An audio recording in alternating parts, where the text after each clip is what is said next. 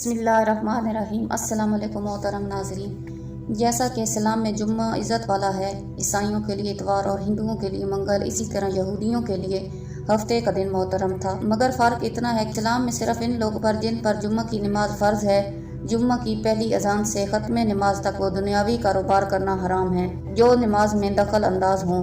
عورتیں، بچے، مسافر اور بیمار لوگ اس حکم سے علیحدہ ہیں کیونکہ ان پر جمعہ فرض نہیں ہے، لیکن یہودیوں اور عیسائیوں کے ہاں ان سارے دنوں میں دنیاوی کاروبار حرام تھے اور خاص کر شکار کرنا سخت جرم۔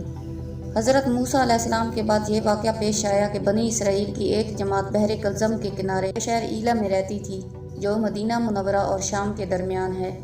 یہ لوگ مچھلی کے بہت شوقین تھے۔ رب کی شان یہ کہ ہر ہفتے اس دریا میں بے شمار مچھلیاں نمودار ہوتی تھی، یا تو ان کے امتحان کے لیے یا اس مچھلی کی زیارت کے لیے جس کے پیٹ میں حضرت یونس علیہ السلام رہتے تھے۔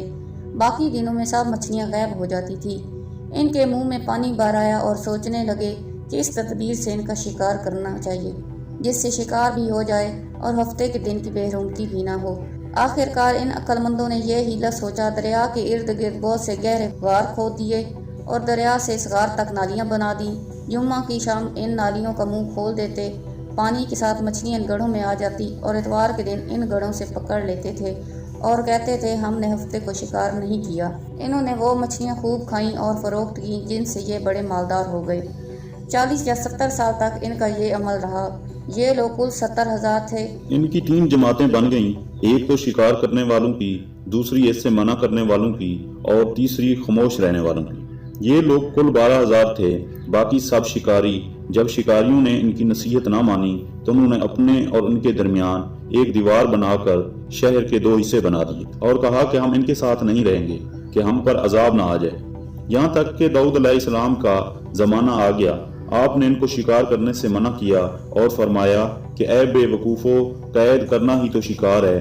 جیسے کوئی ہرن کو جال میں پھنسا لے اور اس نے شکار کر لیا، کھائے یا نہ کھائے، اور یا کھائے تو اگلے دن کھائے یا کبھی دوسرے وقت۔ غرض یہ کہ ہفتے کے دن تمہیں شکار کی ممانت ہے، نہ کہ فقط ہاتھ میں پکڑنے کی یا کھانے کی۔ اس سے باز آ جاؤ ورنہ عذاب میں گرفتار ہو جاؤ گے۔ شکاریوں نے کہا کہ ہم تو بہت عرصہ سے یہ کام کر رہے ہیں، اگر یہ برا ہوتا تو اب تک ہم صحیح سلامت نہ ہوتے۔ تو اب داؤد علیہ السلام نے یہ دعا فرمائی جس سے رب کا غضب آ گیا اور رات میں یہ سب کے سب بندر بن گئے۔ چلو حواس تو باقی رہے مگر ان کی قوت گویائی جاتی رہی اور جسموں سے سخت بدبو نکلنے لگی۔ صبح کے وقت اس محلے کو لوگوں نے دیکھا کہ نہ تو اس محلہ سے کوئی آدمی آتا ہے اور نہ کوئی آواز، نہ کوئی دھواں وغیرہ نکلتا ہے، تو یہ دیواروں پر چڑھ کر ان کے گھروں میں داخل ہو گئے۔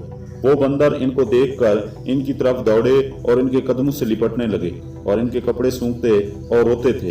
ان لوگوں نے کہا کہ کیا ہم نے تمہیں شکار کرنے سے منع نہ کیا تھا؟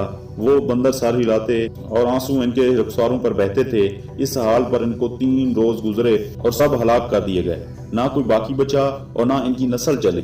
لوگوں میں یہ مشہور ہے کہ موجودہ بندر ان ہی کی نسل میں سے ہیں، لیکن یہ غلط ہے۔ ان سے پہلے بھی بندر تھے اور یہ موجودہ بندر ان سے پہلے بندروں کی اولاد میں سے ہی ہیں، کیونکہ صحیح روایت میں ہے کہ کوئی صحیح مسخ شدہ قوم 3 دن سے زیادہ نہیں جیتی، نہ کھاتی ہے، نہ پیتی ہے اور نہ ہی اس کی نسل چلتی ہے۔